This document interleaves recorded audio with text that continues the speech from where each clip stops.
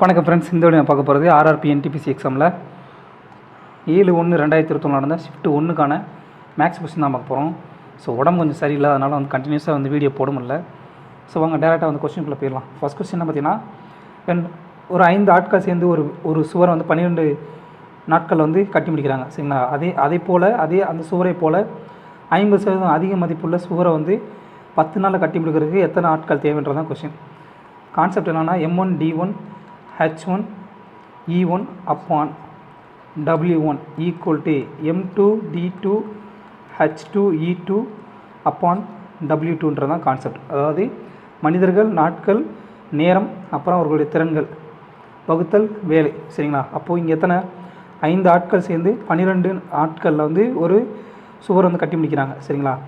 இப்போ 50% மோர்னு சொல்லிட்டாங்க. So first 100 இருந்துச்சு அப்படின்னா இப்போ எவ்வளோ இருக்கும் அப்படின்னு பார்த்தீங்கன்னா 100 + 50 150% சொல்லியிருக்கும். சரிங்களா? அப்போது முதல்ல இருந்த சுவரோட மதிப்பெண்ண ஒர்க்கு 100%. சரிங்களா? இப்போ எத்தனை சுவர், இப்போ எத்தனை நாட்கள்னு சொல்லி கேட்குறாங்க. 10 நாளில் வேலையை முடிக்கிறாங்க. வகுத்தல் மொத்தம் எவ்வளவு 50% அதிகம் மதிப்புள்ள சுவர். அப்போது 150%. ஸோ அடி கொடுத்தீங்க அப்படின்னா என்ன வரும்? 2 3 50 அடி கொடுத்தீங்கன்னா 2 3 சொல்லி வரும். அடுத்து 10 அடி கொடுத்தீங்க அப்படின்னா இங்கே 2 இங்கே 1 அடுத்து இங்கே 6 மறுபடியும் இங்கே அடி கொடுத்தீங்க அப்படின்னா 3. ஸோ எக்ஸோட மதிப்பு 3 × 3 = 9ன்றதான் 9 ஆட்கள் தேவை தான் 9 ஆட்கள் தேவைன்றதான் ஆன்சர். சரிங்களா? ஸோ இந்த கான்செப்ட் உங்களுக்கு தெரிஞ்சிருந்துச்சு அப்படின்னா உங்களால் கணக்கு ஈஸியாக போட முடியும். ஸோ எவ்வளோ கேட்டிருக்காங்க? 50% மோர். 50% மோர் அப்படின்னா 150%ன்றதான் அந்த சுவருடைய புது சுவரோட மதிப்பு. அடுத்த கொஸ்டின், 4வது கொஸ்டின். ஒரு எக்ஸாமினேஷனில் ஒரு ஸ்டூடெண்ட் 65% மார்க் எடுக்கிறான். சரிங்களா? அது மட்டும் இல்லாமல் அவன் 20 மார்க் கம்மியாக எடுத்ததுனால குவாலிஃபை ஆகாமல் விட்டுறான். சரிங்களா? குவாலிஃபை மார்க்கோட 20 மார்க் கம்மியாக எடுக்கிறான். அதே நேரத்தில் இன்னொரு ஸ்டூடெண்ட் 80% மார்க் எடுக்கிறான். அவன் குவாலிஃபை மார்க்கோட 5% அதிகமாக மார்க் எடுத்துருக்கான். அப்படின்னா டோட்டல் மார்க், அந்த எக்ஸாமோட டோட்டல் மார்க் சொல்லி கேட்குறாங்க. ஸோ குவாலிஃபை மார்க் என்ன பார்த்தீங்கன்னா, ஃபஸ்ட்டு ஸ்டூடெண்ட் 65% மார்க் எடுத்திருக்காரு. அவர் 20% கம்மியாக எடுத்திருக்காரு. ஸோ 20% எடுத்திருந்தார் அப்படின்னா அது குவாலிஃபைடு மார்க்காக இருக்குமா? 1. ரெண்டாவது, செகண்ட் ஸ்டூடெண்ட் 80% மார்க் எடுத்திருக்காரு. அது 5% அதிகமாக எடுத்ததுனால குவாலிஃபைங் மார்க்கோட 5% அதிகமாக எடுத்திருக்காரு. ஸோ 5% கம்மியாக எடுத்திருந்தார் அப்படின்னா அது குவாலிஃபைங் மார்க்காக இருக்குமா? ஸோ இதுதாங்க. So qualifying mark 65% + 20 = 80% - 5%. ஸோ அடி கொடுத்தீங்க அப்படின்னா என்ன வரும்? 75% - 65% = 20. ஸோ அப்போ 10%ஓட மதிப்பு 20. நமக்கு என்ன தேவை? டோட்டல் மார்க் தான் தேவை. டோட்டல் மார்க் எப்போயுமே 100%. ஸோ 2 பக்கம் 10ஆல் பெருக்குனீங்க அப்படின்னா 100% = 200 சொல்லி டோட்டல் மார்க் கிடைக்கும். அடுத்த கொஸ்டின், 13வது கொஸ்டின். சாரிங்க, உடம்பு சரியில்லைங்க. ஸோ கணக்கில் என்ன கொடுத்துருக்காங்க பார்த்தீங்கன்னா, ஒரு கிராஃப் கொடுத்துருக்காங்க. அந்த கிராஃபில் ஒரு number of batsman scored 500+ runs in Indian cricket league from 2010 to 2014. 2010லேருந்து 2014 வரைக்கும் 500க்கு மேலே அதிகமான ரன்கள் எடுத்த பேட்ஸ்மேனுடைய எண்ணிக்கை கொடுத்துருக்காங்க. இதில் எந்த வருஷத்தில் மொத்தம் அதிக 500க்கு அதிகமான ரன்கள் எடுத்த ஆட்கள் அதிகம் சொல்லி கேட்குறாங்க. எந்த வருஷம் பார்த்தீங்க அப்படின்னா ஆன்சர் என்ன பார்த்தீங்கன்னா, இருக்கிறதுலே ஹையஸ்ட் எங்கே பார்த்தீங்கன்னா 10. ஸோ 2011 தான் அதிகமாக 10 பேட்ஸ்மேன் 500க்கு அதிகமான ரன்கள் எடுத்திருக்காங்க. சரிங்களா? So answer 10 number of batsman. So 2011 தான் ஆன்சர். அடுத்த கொஸ்டின், 16வது கொஸ்டின். பியோட மதிப்பு கொடுத்தாங்க, கியூவோட மதிப்பு கொடுத்தாங்க. P/Q மதிப்பு என்ன சொல்லி கேட்குறாங்க. ஸோ P/Q மதிப்பு என்ன வரும் பார்த்தீங்கன்னா 2 + √3 upon 2 - √3 சொல்லி வரும். சரிங்களா? இது ரேஷனலைசேஷன் பண்ணிங்க அப்படின்னா இதோட தலைகீழால் 2 பக்கம் மேலே எங்கேயும் பெருக்கணும். ஸோ 2 + √3 2 + √3 பெருக்கணும். அப்படி பெருக்குனிங்க அப்படின்னா இது A - B × A + Bன்ற ஃபார்மெட்டில் இருக்கா? ஸோ அப்போது A² - B² ஃபார்மெட்டில் வருமா? ஈக்குவல் டு இங்கே என்ன வரும்? A + B × A + B = A + B the whole ஸ்கொயர்ன்ற ஃபார்மெட்டில் வரும். அப்படி இதை சுருக்குனிங்க அப்படின்னா என்ன வரும்? 2² + √3 த ஹோல் ஸ்கொயர் ப்ளஸ் 2 இன்ட்டு 2 √3 அதாவது a square plus b square plus 2ab upon 4 minus 3 equal என்ன வரும் 2 ஸ்கொயர் 4 √3 ஸ்கொயர் 3 ஸோ 4 கூட்டல் 3 7 7 ப்ளஸ் 4 √3 அப்பான் 1ன்னு சொல்லி வரும்.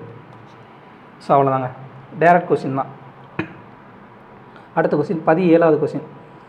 அதாவது 23 லிஸ்ட் மல்டிபிள் ஒரு நம்பர் அந்த நம்பர் வந்து 18 21 24 வந்து வகுக்கும் பொழுது 7 10 13 சொல்லி நம்பர் வந்து ரிமைண்டராக கொடுக்கும் அப்படின்னா அந்த நம்பர் என்ன சொல்லி கேட்குறாங்க. சரிங்களா, இப்போ வந்து 18 இது வந்து வகுப்படக்கூடிய எண். சரிங்களா, 18 21 24 சரிங்களா, இதனால் வகுப்படக்கூடிய எண் வந்து 7 10 13 சொல்லி ரிமைண்டர் கொடுக்குது அப்படின்னா காமனாக என்ன ரிமைண்டர் கொடுக்கும். சரி, கழிச்சிங்க அப்படின்னா 11 இங்கே 11 இங்கே 11. ஸோ அந்த எண்ணோட வந்து 11 கூட்ட வேண்டியிருக்கும். சரிங்களா, ரிமைண்டர் வந்து காமன் ரிமைண்டர் என்னன்னு பார்த்தீங்கன்னா 11 தான். சரிங்களா, இப்போ வந்து 23 அந்த எண்ணை வகுப்படணும். ஸோ 18 21 24 இதுக்கு எல்லாத்துக்கும் எல்சிஎம் எடுத்திங்கன்னா என்ன வரும், எல்சிஎம் எடுத்திங்கன்னா 504ன்னு சொல்லி வரும். ஸோ அந்த நம்பர் என்னவாக இருக்கும் அப்படின்னு பார்த்தீங்கன்னா 504னுடைய மடங்காக தான் இருக்கும். சரிங்களா, 504ஓட மடங்கு அதோடு வந்து 11 கூட்டினீங்க அப்படின்னா தான் ரிமைண்டர் வரும். ஸோ இது வந்து 23 வகுப்படக்கூடிய ஒரு எண். சரிங்களா, அப்போது அடி கொடுத்தீங்க அப்படின்னா என்ன வரும் பார்த்தீங்கன்னா 23 இல்லை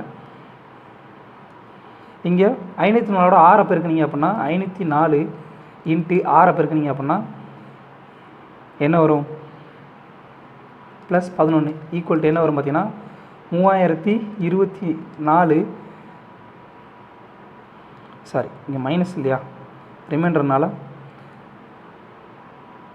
-11 ரிமைண்டர் இல்லையா. ரிமைண்டர் வந்து இந்த 3024 11 கழிச்சிங்க அப்படின்னா வரக்கூடிய எண்ணம் என்ன 3113. இது வந்து 24 வகுப்படுமா அப்படின்னு பார்த்தீங்கன்னா ஒரு 23 மிச்சம் 71. ஸோ 2 23 46 3 23 69 மிச்சம் 2 ஒரு 23 ஸோ வகுப்படுது. ஸோ ஆன்சர் வந்து 3013 தான் ஆன்சர். ஸோ அடுத்த கொஸ்டின் என்ன பார்த்தீங்கன்னா 19வது கொஸ்டின். ஒரு கிராஃப் கொடுத்துருக்காங்க. அந்த கிராஃபில் வந்து என்ன கொடுத்துருக்காங்க, என்ன கேட்குறாங்க பார்த்தீங்கன்னா 5 பேர் வந்து தனித்தனியாக வந்து ஒரு வேலையை வந்து முடிக்கிறதுக்கு எவ்வளோ நாள் ஆகுன்றதை சொல்லி கொடுத்துருக்காங்க. இதில் வந்து சௌரப் அப்புறம் கிர்பால் இவங்க 2 பேர் சேர்ந்து வந்து அந்த வேலையை செய்கிறதுக்கு எவ்வளோ நாள் ஆகும்னு சொல்லி கேட்குறாங்க. சௌரப் வந்து எத்தனை நாள் வேலை முடிக்கிறாரு பார்த்தீங்கன்னா 30 நாள். சரிங்களா, கிர்பால் வந்து எத்தனை நாள் வேலை முடிக்கிறாரு பார்த்தீங்கன்னா 20 நாள். சரிங்களா, தனித்தனியாக முடிக்கும்போது 30 நாளில் முடிக்கிறாரு, இவர் வந்து 20 நாளில் முடிக்கிறார். ஸோ அப்படின்னா கிர்பால் வந்து 30 நாளில் முடிக்கிறாங்க, சௌரப் வந்து அப்படி உல்ட்டாவை சொல்கிறேன், சௌரப் வந்து 30 நாள் முடிக்கிறாங்க, கிர்பால் வந்து 20 நாள் முடிக்கிறாங்க. அப்படின்னா டோட்டல் ஒர்க் எவ்வளோ இருக்கும் 60 இருக்குமா. ஸோ டேஸு இங்கே வந்து டோட்டல் ஒர்க் இங்கே அவங்களோட எஃபிஷியன்சி என்ன வரும் 2 3 சொல்லி வரும். ஸோ நமக்கு என்ன தேவை 2 பேர் சேர்ந்து வந்து எவ்வளோ நாளில் வேலை முடிப்பாங்கன்னு சொல்லி கேட்குறாங்க. ஸோ நம்பர் ஆஃப் டேஸ் தான் தேவை நமக்கு. வந்து number of days equal to total work எவ்வளவு 60 அப்பான் எஃபிஷியன்சி 2 பேரோட எஃபிஷியன்சி தான் தேவை. ஸோ 2 கூட்டல் 3 5 ஈக்குவல் டு வகுத்தீங்கன்னா 12 டேஸ்ன்னு சொல்லி நமக்கு தேவையான ஆன்சர் வந்து கிடைக்கும். அடுத்த கொஸ்டின் 23வது கொஸ்டின் ஃபார்முலா பேஸ்டு கொஸ்டின். இதை ஃபார்முலா படியும் போடலாம், நம்ம கான்செப்ட் படி போடலாம். அதாவது from the top of a building 60 metre high 60 metre உயரமுள்ள ஒரு பில்டிங்கில் இன்னொரு டவர் இருக்குது. அந்த டவரை நோக்கி பார்க்கும்பொழுது ஆங்கிள் ஆஃப் டிப்ரெஷன், அதாவது கீழ் நோக்கி ஆங்கிள் 30 டிகிரி அப்புறம் 60 டிகிரி சொல்லியிருக்கான். அந்த டவருடைய டாப் அப்புறம் பாட்டமாக பார்க்கும்போது 30 டிகிரி 60 டிகிரி சொல்லியிருக்கா. அப்படின்னா அந்த டவருடைய ஹைட் என்ன சொல்லி கேட்குறாங்க. கான்செப்ட் என்னென்னா இது அந்த பில்டிங்னு சொல்லி வச்சுக்கலாம், இதோட மதிப்பு ஹெச், இது அந்த டவர்னு சொல்லி வச்சுக்கலாம். சரிங்களா, டவர் இதோட மதிப்பு ஏ. அப்படின்னா இது θ1, இது θ2. எப்பயுமே θ1 மதிப்பு θ2 அதிகமாக இருக்கணும். சரிங்களா, அதுதான் கான்செப்ட்டு. ஸோ அப்படி இருந்துச்சு அப்படின்னா ஹைட்டோட மதிப்பு என்ன வரும் அப்படின்னு பார்த்தீங்கன்னா height equal to a cot θ2 upon cot θ2 minus cot θ1. இந்த ஃபார்முலா மட்டும் ஞாபகம் வச்சுக்கோங்க. ஸோ இதுதான் கான்செப்ட். இந்த ஃபார்முலா மட்டும் தெரிஞ்சிருச்சு அப்படின்னா உங்களுக்கு ஈஸியாக டேரெக்டாக கொஸ்டின் போட்டலாம்.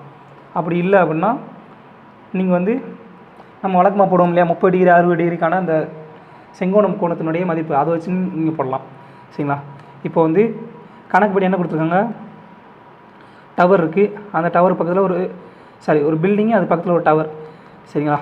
இதோட ஆங்கிள் ஆஃப் டிப்ரெஷன் வந்து டாப் பார்க்கும்போதில் 30 டிகிரின்னு சொல்லியிருக்கு. சரிங்களா? அதே நேரத்தில் டாப்னா இதை பார்க்கும்போது 30 டிகிரி அப்படின்னா இந்த ஆங்கிள் வந்து 30 டிகிரி அப்படின்னா அதுக்கேற்ற மாதிரி இந்த ஆங்கிள் என்னவாக இருக்கும், 30 டிகிரி தான் சொல்லியிருக்கும். அதே மாதிரி பாட்டமை பார்க்கும்போதில் அதனுடைய ஆங்கிள் வந்து என்னவாக இருக்குது, 60 டிகிரியாக இருக்குது. ஸோ அப்படின்னா இந்த ஆங்கிள் 60 டிகிரி அப்படின்னா இந்த ஆங்கிள் என்னவாக இருக்கும், 60 டிகிரியாக இருக்குமா? ஸோ இது ஹெயிட்டு, இது வந்து ஏ. ஸோ கான்செப்ட் பண்ணி போட்டிங்க, ஹெயிட் வந்து எவ்வளவு, இந்த பில்டிங்கோட ஹெயிட்டு. சரிங்களா? இது வந்து பில்டிங்கோட ஹெயிட்டு, இது வந்து டவரோட ஹெயிட், இது வந்து பில்டிங்கோட ஹெயிட். ஸோ ஹெயிட்டோட மதிப்பு என்ன, 60. காட் ஏவோட மதிப்பு என்ன, ஏவோட மதிப்பு தான் நம்ம வந்து கண்டுபிடிக்கணும். ஏன்னா டவரோட உயரம் தான் நம்ம கண்டுபிடிக்கணும். காட் θ2 என்னவாக இருக்கணும், எப்பயுமே θ1 தான் அதிகமாக இருக்கணும். So cot 30 degree upon cot 30 degree minus cot 60 டிகிரியா. ஸோ அதோட மதிப்பு என்ன வரும் அப்படின்னு பார்த்தீங்கன்னா, காட் 30 மதிப்பு என்ன வரும், √3 a × √3 upon √3 minus 1 upon √3. So இது சுருக்குனிங்க அப்படின்னா என்ன வரும், ஈக்குவல் டு a √3 எல்லாம் வந்து மேலே கீழே பெருக்குங்க. சரிங்களா? அப்போது 3 - 1 அப்பான் √3 சொல்லி மாறும். இதோட மதிப்பு என்னவாக இருக்கும், ஸோ இதோட மதிப்பு என்ன வரும், 60. ஸோ 60 ஈக்குவல் டு a × √3, இந்த கீழே இருக்க √3 அப்படியே மேலே போகுமா, × √3 minus upon 2 equal to 60 equal to a 3 upon 2. சரிங்களா? √3 × √3 3ன்னு சொல்லி மாறும். ஸோ அடி கொடுத்தீங்க அப்படின்னா 20. அப்போ ஏவோட மதிப்பு என்ன அப்படின்னு பார்த்தீங்கன்னா 40 மீட்டர்ன்றது தான் ஆன்சர். ஸோ இந்த ஃபார்முலா தெரிஞ்சிருந்துச்சு அப்படின்னா வந்து உங்களுக்கு டேரெக்டாக கொஷனில் போட்டுடலாம். அப்படி இல்லை அப்படின்னா நீங்கள் வந்து நம்ம ட்ரையாங்கிள் வழக்கம் போல் போடுவோம் பார்த்தீங்களா, ஒவ்வொரு ட்ரையாங்கிள் செங்கோணம் கோணத்தில் ட்ரையாங்கிள் 30 டிகிரி 60 டிகிரி அடுத்து 90 டிகிரி. இதோட மதிப்பு என்ன இருக்கும், 30 டிகிரிக்கு எதிரே உள்ள பக்கம் 1 சொல்லி இருந்துச்சுன்னா 60 டிகிரிக்கு எதிரே உள்ள பக்கம் √3 சொல்லி மதிப்பு இருக்கும். செங்கோணம் கோணத்தோட மதிப்பு கரணத்தினுடைய மதிப்பு 2ன்னு சொல்லியிருக்கும். ஸோ இந்த மாதிரி ஆங்கிள் வச்சு நீங்கள் வந்து போட்டு பார்க்கலாம். சரிங்களா? அது கொஞ்சம் லென்த்தியான ஸ்டெப்பு, இது வந்து ஷார்ட் ஃபார்ம். இந்த ஃபார்முலா தெரிஞ்சிருந்துச்சு அப்படின்னா உங்களுக்கு கணக்கு வந்து ஈஸியாக போட்டுடலாம். அடுத்த கொஸ்டின் என்ன பார்த்தீங்கன்னா 24வது கொஸ்டின், கொஞ்சம் டிஃபிகல்ட்டான கொஸ்டினுங்க. இந்த கணக்கு வந்து ஃபார்முலா பேஸ்டு தான் நீங்கள் வந்து போட்டே ஆக முடியும். ஷார்ட்கட் வந்து அதிகமாக போட முடியல. தேவேஷ் வந்து அவருடைய வீடை வந்து டெய்லி வந்து 7 மணிக்கு வந்து வெளியேறாரு, ஆஃபீஸுக்கு வந்து 8:30க்கு வந்து ரீச் ஆகிறார். ஒரு நாள் வந்து அவர் வந்து காலைல 7 மணிக்கு வந்து வெளியேறாரு. அவர் வந்து வழக்கமாக கிடக்கிறத விட 5ல் 1 பங்கு தூரத்தை வந்து வழக்கமான வேகத்தை விட 6ல் 5 பங்கும், அடுத்து மீதி உள்ள தூரத்தை வந்து 5ல் 6 பங்கும் வந்து கடக்கிறார், ஸ்பீடு வேகத்துலேருந்து கடக்கிறார். அப்படின்னா அவர் வந்து எவ்வளோ நேரத்தில் வந்து அப்ராக்சிமேட்டாக வந்து அவர் வந்து ஆஃபீஸ் வந்து ரீச் ஆகிப்பான்னு சொல்லி கேட்குறாங்க. சரிங்களா? இப்போ வந்து டிஸ்டன்ஸ் எவ்வளவு அப்படின்னு பார்த்தீங்கன்னா டிஸ்டன்ஸ் வந்து 5. சரிங்களா? ஏன்னா வந்து 1/5 சொல்லி கொடுத்துட்டாங்களா, travelled 1/5 of distance. So distance வந்து 5. ஸோ ஃபஸ்ட்டு டிஸ்டன்ஸ் வந்து என்ன அப்படின்னு பார்த்தீங்கன்னா d, அடுத்து 4d. அடுத்ததான் ஸ்பீடு வந்து எஸ்ன்னு சொல்லி எடுத்துக்கலாம். டைம் வந்து என்ன பார்த்தீங்கன்னா 1.5 ஹவர்ஸ். ஏன்னா 1.5 மணி நேரம் கிடக்கிறாரு இல்லைங்களா, 1.5 மணி நேரத்தில் வந்து வீட்டிலேருந்து ஆஃபீஸுக்கு வந்து போயிடுறாரு. ஸோ அப்படின்னா இங்கே டயத்தை மட்டும் கணக்கு பண்ணாலே போதுமான time equal to distance upon speed. இந்த ஃபார்முலாவில் போட்டிங்க அப்படின்னா உங்களுக்கு வந்து ஆன்சர் கிடச்சிடும். ஸோ ஃபஸ்ட் வந்து என்ன பண்ணுறாரு அப்படின்னு பார்த்தீங்கன்னா முதல்ல 5ல் 1 பங்கு டிஸ்டன்ஸ், அதாவது டைம் 1 + டைம் 2.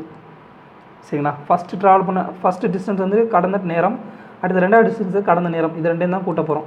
அப்படி கூட்டினா நமக்கு என்ன கிடைக்கும் பார்த்தீங்கன்னா ஃபஸ்ட்டு டிஸ்டன்ஸ் எவ்வளோ டைம் என்ன வரும் பார்த்தீங்கன்னா ஃபஸ்ட்டு டிஸ்டன்ஸு டி டிஸ்டன்ஸு அப்பான் என்ன ஸ்பீடு அப்படின்னு பார்த்தீங்கன்னா 5ல் 1 பங்கு, இது வந்து அதோடைய டிஸ்டன்ஸ் அப்பான் ஸ்பீடு எவ்வளவு 5s/6. சரிங்களா? ப்ளஸ் அடுத்ததா ரெண்டாவது என்ன டிஸ்டன்ஸ் அப்படின்னா 4 டிஸ்டன்ஸ் இருக்கா, 4 டிஸ்டன்ஸ் அப்பான் 5 அப்பான் ஸ்பீடு என்ன அப்படின்னு பார்த்தீங்கன்னா 6s அப்பான் 6s அப்பான் 5. சரிங்களா? ஸோ இது சுருக்குனிங்க அப்படின்னா என்ன வரும், d upon 5 into 6 upon 5s plus 4 upon d 4d upon 5 into வகுத்தில் இருக்கிறது அப்படியே தலைகளாக பெருக்க போகிறோம். So 5 into 6s. ஸோ அடி கொடுத்தீங்க அப்படின்னா என்ன வரும், இங்கே 5க்கு 5 அடி ஆயிரும். ஸோ இங்கே என்ன வரும், 6d அப்பான் 25sன்னு சொல்லி வரும் ப்ளஸ் 4d. ஸோ இது சுருக்குனிங்க அப்படின்னா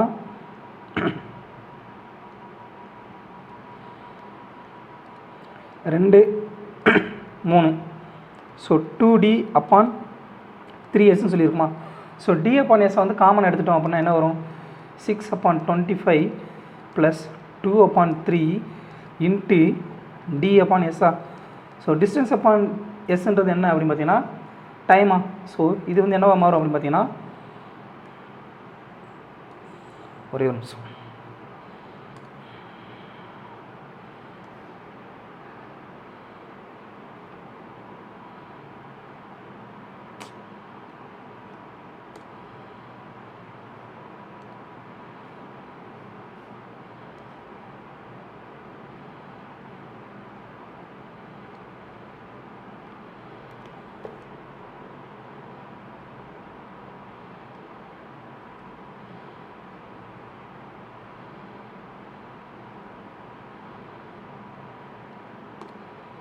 ஸோ அடுத்து என்ன வரும் பார்த்தீங்கன்னா, இதோட மதிப்பு அப்படியும் ஈக்குவல் டு இது மீச்சியம் எடுத்திங்கன்னா 75 சொல்லி வருமா. இதோட மதிப்பு 75 இன்ட்டு இங்கே என்ன வரும், 6 3 18 ப்ளஸ் 50 சொல்லி வருமா. இது மீச்சியம் எடுத்திங்கன்னா இன்ட்டு டி அப்பான் எஸ் எப்படி இருந்ததுன்னா டைம்னு சொல்லிடலாம். இங்கே டைம் என்ன 1.5 ஹவர்ஸ் ஈக்குவல் டு என்ன வரும், 68 வகுத்தல் 75 இன்ட்டு 1.5 ஹவர்ஸ் எப்படி எழுதலாம் அப்படின்னா 3/2 ஹவர்ஸ் சொல்லி எழுதலாமா. 3/2 ஹவர்ஸ்னு சொல்லி எழுதலாம். ஸோ இன்ட்டு 3/2 ஹவர்ஸ் அடி கொடுத்தீங்க அப்படின்னா என்ன வரும், 25 அடி கொடுத்தீங்கன்னா 34. ஸோ 34 வகுத்தல் 25 ஹவர்ஸ்ன்றதான் ஆன்சர். ஸோ இதை சுருக்குனிங்க அப்படின்னா 1 hour 21 minutesன்னு சொல்லி அப்ராக்சிமேட்டாக கிடைக்கும். சரிங்களா? அதாவது சுருக்குனிங்கன்னா அப்படின்னா 1 hour into 1 hour plus 9 upon 25 சொல்லி வரும். சரிங்களா? இந்த 9 அப்பான் 25 எப்படி எழுதலாம், மினிட்ஸில் கன்வெர்ட் பண்ணிங்க அப்படின்னா into 60 minutes 60 minutes equal to என்ன வரும், 1 hour 20 minutesன்னு சொல்லி வரும். ஸோ டோட்டலாக வந்து ஃபஸ்ட்டு வந்து 7 மணிக்கு தொடங்கினவர். So 7 AM plus 1 hour 21 minutes equal to 8 hour 21 minutes ஏஎம்ன்றதான் ஆன்சர். ஸோ கொஞ்சம் டிஃபிகல்ட்டானது, பட் இதுதான் வந்து கான்செப்ட். ஸோ டைம் 1 டைம் 2ன்ற கான்செப்டில் நீங்கள் போட்டிங்க அப்படின்னா ஆன்சர் வந்து உங்களுக்கு கிடச்சிடும். அடுத்த கொஸ்டின் 25வது கொஸ்டின். 2 வருடங்களுக்கு சரிங்களா தனி வட்டி அப்புறம் the difference between the compound interest and compounded annually and simple interest on a certain sum for 2 years at 4% per annum is 20 rupees. அதாவது 2 வருடங்களுக்கு 4% வட்டி விகிதத்தில் வந்து தனி வட்டி கூட்டு வட்டிக்கான வட்டியினுடைய வித்தியாசம் எவ்வளோ பார்த்தீங்கன்னா 20 ரூபா. அப்படின்னா அந்த அசல் வந்து எவ்வளோ சொல்லி கேட்கலாம். ஃபார்முலா என்ன பார்த்தீங்கன்னா compound interest minus simple interest for 2 years. சரிங்களா? 2 yearsக்கு என்ன அப்படின்னு பார்த்தீங்கன்னா P into R upon 100 the whole square. So compound இன்ட்ரெஸ்டோட மதிப்பு என்ன, காம்பவுண்ட் இன்ட்ரெஸ்ட் சிம்பிள் இன்ட்ரெஸ்டோட வித்தியாசம் என்ன 20 ரூபா. ஸோ பிரின்சிபல் இன்ட்டு ரேட்டு என்ன 4%, 4 upon 100 into 100 into 4 equal to என்ன வரும், அடி கொடுத்தீங்க அப்படின்னா 16 சாரி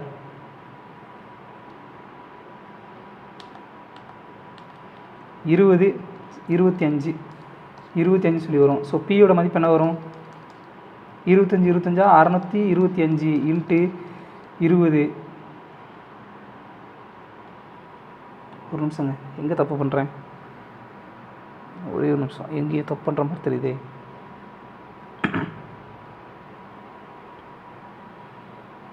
எஸ் 25,625 ஈக்குவல் டு என்ன வரும்? 12 50 0 12,500 சொல்லி ஆன்சர் கிடைக்கும். ஸோ அவ்வளோதாங்க, டேரெக்ட் தான். கொஸ்டின் வந்து கரெக்டாக தான் போட்டிருக்கேன். ஸோ 2 வருஷத்துக்கான காம்பவுண்ட் இன்ட்ரெஸ்ட்டுக்கு சிம்பிள் இன்ட்ரெஸ்ட்க்கான வட்டி விகிதத்தினுடைய வித்தியாசத்தினுடைய ஃபார்முலா என்னென்னா compound interest minus simple interest equal to BR/100 the whole ஸ்கொயர்ன்றது தான் ஃபார்முலா. அதே இது 3 வருஷத்துக்கு 3 இயர் இருக்குது சரிங்களா. 3 இயர்ஸுக்கு காம்பவுண்ட் இன்ட்ரெஸ்ட் அப்புறம் சிம்பிள் இன்ட்ரெஸ்ட்க்கான வட்டி விகிதத்தினுடைய வித்தியாசத்துக்கு வந்து ஃபார்முலா என்ன பார்த்தீங்கன்னா PR² into 300 + R/100 the whole cube. இதுதான் வந்து ஃபார்முலா. இந்த ஃபார்முலாவில் போட்டிங்கன்னா 3 வருஷத்துக்கான காம்பவுண்ட் இன்ட்ரெஸ்ட் அப்புறம் சிம்பிள் இன்ட்ரெஸ்ட்க்கான வட்டி விகிதத்தினுடைய வித்தியாசம் வந்து கண்டுபிடிக்க முடியும். அடுத்த கொஸ்டின் என்ன பார்த்தீங்கன்னா 26வது கொஸ்டின். ஒரு ஈக்குவேஷன் கொடுத்தாங்க, குவாட்ரேட்டிக் ஈக்குவேஷன் கொடுத்தாங்க. அதில் வந்து ஒரு ரூட்டோட மதிப்பு, ஒரு பகுதியோட மதிப்பு 5/2னா இன்னொரு அதர் ரூட்டோட மதிப்பு அப்புறம் எம்மோட வேல்யூ என்ன சொல்லி கேட்குறாங்க. ஸோ கணக்குப்படி 2x² - 8x ஈக்குவல் டு எம்மா. ஸோ எம்மோட மதிப்பு கண்டுபிடிக்கணும்னா ஒரு ரூட் அந்த வேல்யூ மட்டும் போட்டிங்கன்னா முடிஞ்சு. So 2 × 5/2 the whole square minus 8 × 5/2 equal to எம்மா. ஸோ எம்மோட மதிப்பு என்ன வரும்? 2 × 25 மைனஸ் 4 மைனஸ் 40 மைனஸ் 2 அடி கொடுத்தீங்கன்னா 2க்கு 2 ஈக்குவல் டு எம்மோட மதிப்பு என்ன வரும்? 40 + 25 இதோட மதிப்பு என்ன வரும்? -15/2ன்னு சொல்லி வரும். இது வந்து எம்முடைய மதிப்பு. ஸோ கணக்கில் என்ன கேட்குறான்? எம்முடைய மதிப்பு 2வது இருக்குது. ஸோ -15/2ன்னு சொல்லி இருக்கிற ஆப்ஷன் ஒன்றே தான், சாரி 2 இருக்குது. ஸோ நமக்கு வந்து ஒரு ரூட்டோட மதிப்பு 5√2ன்னு சொல்லி கொடுத்துட்டான். அப்போ இன்னொரு ரூட்டு இதுவாக தான் இருக்க முடியும். ஸோ ஆப்ஷன் இங்கேயே போட்டுடலாம் சரிங்களா. அப்படி இல்லை அப்படின்னா என்ன பண்ணணும் அப்படின்னா, ஒரே நிமிஷம்,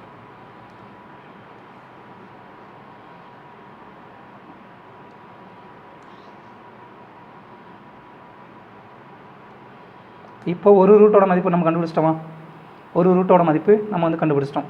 இப்போ என்ன பண்ண போகிறோம்னா, இந்த எம்மோட மதிப்பில் இந்த இடத்துல போட்டு வந்து நம்ம வந்து கணக்கு வந்து குவாட்ரேட்டிக் ஈக்குவேஷன் வந்து கண்டுபிடிக்க போகிறோம். 2x² - 8x -15 equal to +15/2 equal to 0. அப்போது ரெண்டாவது எல்லா பக்கமும் பெருக்குனீங்க அப்படின்னா 4x² - 16x + 15 ஈக்குவல் டு 0ன்னு சொல்லி கிடைக்கும். ஸோ குவாட்ரேட்டிக் ஈக்குவேஷன் படி 4ஆல் 15 பெருக்கணும். ஸோ பெருக்குனா 60 + 60 கூட்டினா வந்து -14 சொல்லி வரும். ஸோ -10 -6 சொல்லி அந்த நம்பர் இருக்கும். So 4x² - 6x - 10x + 15 equal to 0வா? இதை சுருக்குனிங்க அப்படின்னா 2x காமனாக வெளியில் எடுத்தீங்க அப்படின்னா 2x - 3 மைனஸ் இங்கே -5 வந்து வெளியில் எடுத்தீங்க அப்படின்னா 2x - 3 ஈக்குவல் டு 0வா? அப்போ கான்செப்ட் என்ன வரும்? 2x - 3 இது ரெண்டுலேயே 2x - 3 காமனாக எடுத்துக்கிங்க இன்ட்டு 2x - 5 ஈக்குவல் டு 0. நமக்கு ஆல்ரெடி ஒரு இதோட மதிப்பு 5/2ன்னு சொல்லி தெரியும். ஸோ இதை விட்டுறலாம். ஸோ இதோட மதிப்பு என்ன வரும்? இன்னொரு மதிப்பு 2x - 3 ஈக்குவல் டு 0 அல்லது 2x - 5 ஈக்குவல் டு 0. ஒரு ரூட்டோட மதிப்பு எக்ஸோட மதிப்பு 5/2ன்னு சொல்லி வரும். இன்னொரு ரூட்டோட மதிப்பு x equal to 2x equal to 3ன்னு சொல்லி வரும். ஸோ எக்ஸோட மதிப்பு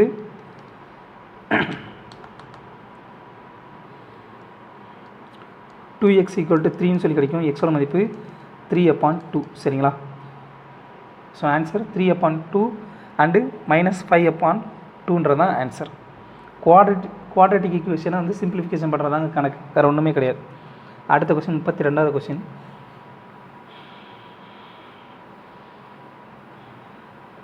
அதாவது மிகப்பெரிய லார்ஜஸ்ட் 3 டிஜிட் நம்பரோட எந்த ஒரு எண்ணை கூட்டினா பர்ஃபெக்ட் ஸ்கொயர் சொல்லி கிடைக்குன்னு சொல்லி கேட்கலாம். நம்ம ஆல்ரெடி சொன்னதான் 1லேருந்து 50 வரைக்கும் உள்ள ஸ்கொயர் வந்து நீங்கள் படிச்சிட்டிங்க அப்படின்னா வந்து உங்களால் ஈஸியாக வந்து கொஸ்டின் போட முடியும். ஸோ லார்ஜஸ்ட் 3 டிஜிட் நம்பர் என்ன? 999. இதோட வந்து இருக்கிற எல்லா நம்பரையும் கூட்டினீங்கன்னா இதில் வந்து 25 கூட்டினீங்க அப்படின்னா என்ன வரும்? 1024. 1024 வந்து எதோடைய ஸ்கொயர் அப்படின்னு பார்த்தீங்கன்னா 32 ஸ்கொயர் தான் வந்து 1024. ஸோ ஆன்சர் வந்து 999ஓட வந்து 25 கூட்டினீங்கன்னா 1024 சொல்லி ஒரு பர்ஃபெக்ட் ஸ்கொயர் வந்து கிடைக்கும் சரிங்களா. இதுதான் கான்செப்ட். அடுத்து ஒரு நம்பர் என்னன்னு சொல்லி ஒரு நம்பர் இருக்குது, அதை வந்து 5ஆல் வகுக்கும் பொழுது ரிமைண்டர் வந்து 7 2ன்னு சொல்லி கிடைக்குது. ஸோ அந்த எண் என்னவாக இருக்கும்? ஸோ லெட் த நம்பர் 5 கூட்டல் 2 ஈக்குவல் டு 7ன்னு சொல்லி எடுத்துக்கலாம். சரிங்களா? அப்படின்னா இப்போ இந்த நம்பர் வந்து என் ஸ்கொயர் வந்து 5ஆல் வகுக்கும்போது ரிமைண்டர் என்ன சொல்லி கிடைக்குன்னு சொல்லிக்கலாம். ஸோ என்னோட மதிப்பு 7. அப்படின்னா என் ஸ்கொயரோட மதிப்பு 7 ஸ்கொயர் என் ஸ்கொயர் அப்பான் 5 ஈக்குவல் டு 7 ஸ்கொயர் அப்பான் 5 ஈக்குவல் டு 49/5. ரிமைண்டர் என்ன வரும்? 4ன்னு சொல்லி கிடைக்கும். அவ்வளோதாங்க. அடுத்த கொஸ்டின் 33வது கொஸ்டின் அதான் போட்டோமோ. அடுத்து 37வது கொஸ்டின்.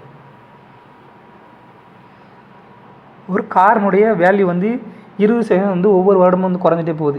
2 வருஷம் கழிச்சு அதோட மதிப்பு வந்து 4,80,000 அப்படின்னா அதோட ஒரிஜினல் ப்ரைஸ் என்னவாக இருக்குன்னு சொல்லி கேட்குறாங்க. ஸோ 20% மதிப்பு பின்ன வடிவம் என்ன? 1/5. ஸோ இனிஷியல் இது நியூ. ஸோ இங்கே ஃபஸ்ட் இயர், இங்கே செகண்ட் இயர். ஸோ மொதல் வருஷம் 5ன்னு சொல்லி இருந்த பொருளுடைய மதிப்பு, காரனுடைய மதிப்பு ஒரு பங்கு குறைஞ்சி 4 சொல்லி மாறி இருக்கும். சரிங்களா? 20% குறைஞ்சி 4 சொல்லி மாறி இருக்கும். 2வது வருஷம் அதே மாதிரி தான் 5லேருந்து 4 சொல்லி மாறி இருக்கும். ஸோ இது பெருக்குனீங்க அப்படின்னா மொதல் வருஷம் வந்து 25ன்னு இருந்தது, இப்போ வந்து 16 சொல்லி மாறி இருக்கும். ஸோ இந்த 16 ரேஷியோட மதிப்பு என்ன அப்படின்னு பார்த்தீங்கன்னா 4,80,000. ஸோ இது அடிச்சிங்க அப்படின்னா ஒரு ரேஷியோட மதிப்பு என்ன வரும்? இதை அடி கொடுத்தீங்க அப்படின்னா ஒரு ரேஷியோட மதிப்பு 3 லட்சம் சொல்லி கிடைக்கும். 30,000. எஸ் 3 1 10 100 1000 10,000 30,000 சொல்லி கிடைக்கும். சரிங்களா? ஒரு ரேஷியோட மதிப்பு. இப்போ வந்து நமக்கு என்ன தேவை? 25 ரேஷியோட மதிப்பு தான் தேவை. ஸோ 25 ரேஷியோட மதிப்பு 25 × 30,000 ஈக்குவல் டு 7,50,000 தான் ஆன்சர். அடுத்து எக்ஸோட மதிப்பு கொடுத்தாங்க, ஒய்யோட மதிப்பு கொடுத்தாங்க. 4x + 3y அப்புறம் 4y - 4xோட மதிப்பு கேட்குறாங்க. ஸோ 4 × 3 + 3 × 4 ஈஸ்ட்டு 4 × ஒய்யோட மதிப்பு என்ன? 4 4 × 4 - 4 × 3 ஈக்குவல் டு என்ன வரும் பார்த்தீங்கன்னா 12 கூட்டல் 12 ஈஸ்ட்டு 16 - 12 ஈக்குவல் டு 24/4 சொல்லி கிடைக்கும். ஸோ சுருக்குனிங்க அப்படின்னா 6:1 சொல்லி நமக்கு தேவையான ஆன்சர் வந்து கிடைக்கும். ஸோ அடுத்த கொஸ்டின் என்ன பார்த்தீங்கன்னா 38க்கு அப்புறம் 39வது கொஸ்டின். இதை சிம்பிளிஃபை பண்ணணுங்க. ஸோ போர்டு மாஸ் தியரி படி என்ன பண்ணணும்? ப்ராக்கெட்டு, ஆஃபு, அப்புறம் டிவிஷன், மல்டிப்ளிகேஷன், அடிஷன், அப்புறம் சப்ஸ்ட்ராக்ஷன். ஸோ இது ரெண்டையும் பெருக்குனிங்க அப்படின்னா என்ன வரும்? 1/4 சொல்லி கிடைக்கும். ஸோ இது ரெண்டையும் பெருக்குனிங்க அப்படின்னா 3/16 சொல்லி கிடைக்கும். சரிங்களா? அப்போது 1/2 × 4/1 வகுத்தில் இருக்கிறத தலையிலால் பெருக்கும். ஸோ அடி எடுத்திங்கன்னா 2 × 1/2 ஈக்குவல் டு என்ன வரும்? 2க்கு 2 அடியாயிரும். ஸோ 1 சொல்லி இந்த ஆன்சர் கிடைக்கும். ப்ளஸ் 1/2 × 16/3 ஈக்குவல் டு என்ன வரும்? அடி எடுத்திங்கன்னா 8/3 சொல்லி வருமா? ஸோ இதோட மதிப்பு 8/3. ஸோ 1 + 8/3 ஈக்குவல் டு என்ன வரும்? 1 + 8/3 ஈக்குவல் டு 11/3 சொல்லி ஆன்சர் கிடைக்கும். அடுத்த கொஸ்டின் 40வது கொஸ்டின். ஒரு ஃப்ராக்ஷனுடைய டினாமினேட்டர். சரிங்களா? டினாமினேட்டர் வந்து நியூமரேட்டரோட 2 கூடையும். ஸோ நியூமரேட்டர் வந்து x அப்படின்னு சொல்லி வச்சுக்கிங்க அப்படின்னா அதனுடைய டினாமினேட்டர் வந்து +2 கூடையும். இப்போ வந்து நியூமரேட்டர் வந்து 3ஆல் மல்டிப்ளிகேஷன் பண்ணும்போது 3ஆல் மல்டிப்ளிகேஷன் பண்ணுறாங்க. அதே நேரத்தில் டினாமினேட்டர் வந்து 2ஆல் வந்து மல்டிப்ளிகேஷன் பண்ணுறாங்க. மல்டிப்ளிகேஷன் பண்ணும்போது அதோட வேல்யூ என்னவாகுதான்? 1/2ன்னு சொல்லி மாறுது. அப்படின்னா 3x/2x + 4 equal to 1/2. So 6x equal to இது குறுக்கு பெருக்கல் பண்ணிங்கன்னா 6x ஈக்குவல் டு 2x + 4. நமக்கு என்ன கேட்குறான்? ஃப்ராக்ஷனோட மதிப்பு என்ன சொல்லி கேட்குறான். ஸோ ஃப்ராக்ஷன் என்ன? ஆக்சுவலாக x/x + 2 அதுதான் வந்து ஃப்ராக்ஷன். ஸோ 4xோட மதிப்பு 4, எக்ஸோட மதிப்பு 1. ஸோ ஆன்சர் வந்து நமக்கு என்ன? x/x + 2ஓட மதிப்பு என்ன வரும் பார்த்தீங்கன்னா 1/3ன்னு சொல்லி ஆன்சர் கிடைக்கும். அடுத்த கொஸ்டின் 43வது கொஸ்டினுங்க. 2 பேர் வந்து ட்ராவல் பண்ணுறாங்க from same place in same direction. சரிங்களா? சேம் டைரக்ஷனில் சேம் பிளேஸ்லேருந்து ஒருத்தருடைய ஸ்பீடு வந்து 5 km/h, இன்னொருத்தருடைய ஸ்பீடு வந்து 5.5 km/h. 2 பேரும் சேர்ந்து 8.5 km வந்து அவங்க 2 பேத்துக்கு இடையில தூரம் இருக்குது அப்படின்னா அவங்க வந்து எவ்வளோ நேரத்தில் வந்து கொஞ்ச நேரம் கழிச்சு வந்து அவங்க 2 பேத்துக்கு தூரம் வந்து 8.5 km வந்து 2 பேத்துக்கு இடையில உள்ள தூரமாக இருக்குது அப்படின்னா அவங்க வந்து எவ்வளோ நேரம் வந்து ட்ராவல் பண்ணிப்பாங்கன்னு சொல்லி கேட்குறாங்க. ஸோ ஒருத்தருடைய ஸ்பீடு வந்து ஏன்னு ஒருத்தர் இருக்கார், அவருடைய ஸ்பீடு வந்து 5 km/h. சரிங்களா. பின்னு ஒருத்தர் இருக்கார், அவருடைய ஸ்பீடு வந்து 5.5 km/h. ஸோ ரிலேட்டிவ் ஸ்பீடு என்னவாக இருக்கும்? ரிலேட்டிவ் ஸ்பீடு வந்து சேம் டைரெக்ஷன் வந்து போகிறாங்க. சரிங்களா. 2 பேருமே வந்து சேம் டைரெக்ஷன் அப்படின்னா வந்து 2 பேரோட ஸ்பீடை வந்து கழிக்க வேண்டியிருக்கும். ஸோ 5.5 - 5 = 0.5 km/h தான் அவங்களுடைய ரிலேட்டிவ் ஸ்பீட். இப்போ வந்து நமக்கு என்ன கொடுத்தாங்க? டிஸ்டன்ஸ் கொடுத்துட்டாங்க. ஸோ நமக்கு தான் டைம் தான் கேட்குறாங்க. Time = distance upon speed. Distance எவ்வளவு? 8.5 hours upon 0.5 km/h. 8.5 km upon 0.5. So அடி கொடுத்தீங்க அப்படின்னா 17 hours தான் ஆன்சர். இதெல்லாம் மனக்கணக்காகவே போட்டுடலாங்க. அடுத்த கொஸ்டின் 44வது கொஸ்டின். 3 எலக்ட்ரானிக் பெல் வந்து ஃபிக்ஸ் பண்ணியிருக்காங்க ஒரு அடுத்தடுத்த கோயில்களில், 3 அடுத்தடுத்த கோயில்களில். சரிங்களா. அந்த கோயில் குறுக்கள் வந்து என்ன பண்ணுறாரு அப்படின்னா 3 பெல்லையும் வந்து 2 நிமிஷம் 3 நிமிஷம் அப்புறம் 5 நிமிஷம் இடைவெளியில் வந்து தனித்தனியாக வந்து அடிக்குது. சரிங்களா. இப்போ வந்து எல்லா பெல்லும் சேர்ந்து வந்து 8 மணிக்கு வந்து ஒரே நேரத்தில் அடிக்குது அப்படின்னா 9 மணிக்குள்ளே வந்து எத்தனை முறை வந்து எல்லாம் சேர்ந்து வந்து அடிச்சிருக்குன்னு சொல்லி கேட்குறாங்க. எத்தனை முறை வந்து அடிக்குன்னு சொல்லி கேட்குறாங்க. ஸோ 2, 3, 5 இது 3க்கு வந்து எல்சிஎம் எடுத்தீங்க அப்படின்னா எல்சிஎம் என்ன வரும் அப்படின்னு பார்த்தீங்கன்னா 2, 3, 6, 6, 5 30 நிமிஷம்னு சொல்லி கிடைக்கும். ஸோ 8 மணிலேருந்து 9 - 8 = 1 hour. ஸோ ஒவ்வொரு அரை மணி நேரத்துக்கு ஒரு வந்து எல்லா பில்லும் வந்து சேர்ந்தாப்பில் அடிச்சிருக்கோம். So 1 hour upon 30 minutes = 2 times வந்து 8 மணிலேருந்து 9 மணிக்குள்ள வந்து 2 times வந்து அந்த பெல்லு வந்து ஒன்று போல் சேர்ந்து அடிச்சிருக்கும் 3 பெல்லுமே. அடுத்த கொஸ்டின் 47வது question. when a shadow of a pole ஒரு கம்பம் இருக்குது. அந்த கம்பத்தினுடைய நிழல் வந்து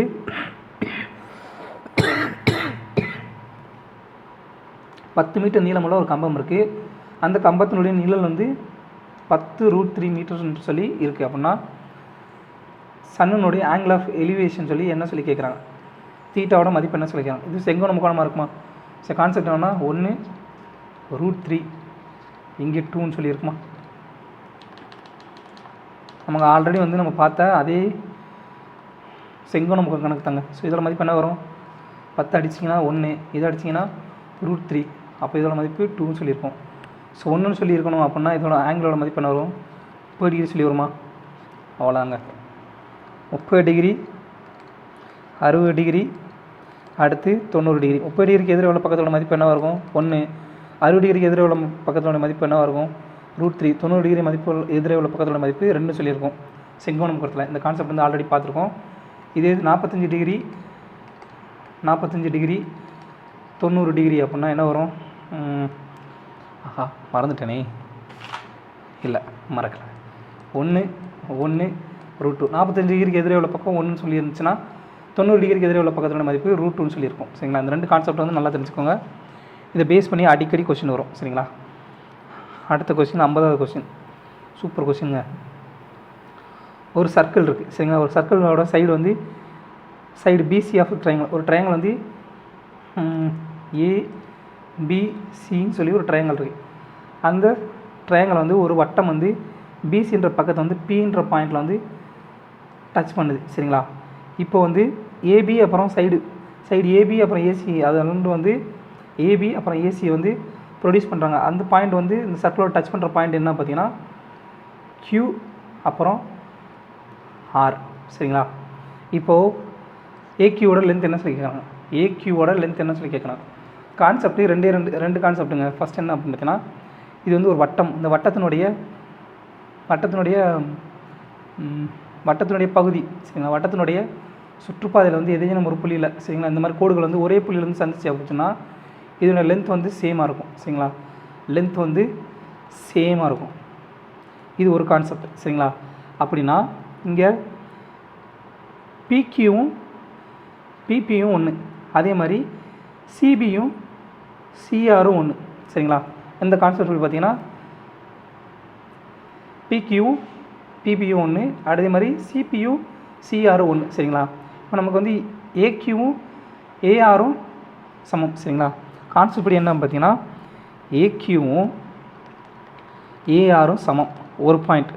அடுத்து பிக்யூவும் பிபியும் சமம், அதே மாதிரி சிபியும் சிஆரும் சமம். டேஞ்சன்ஸ் அதாவது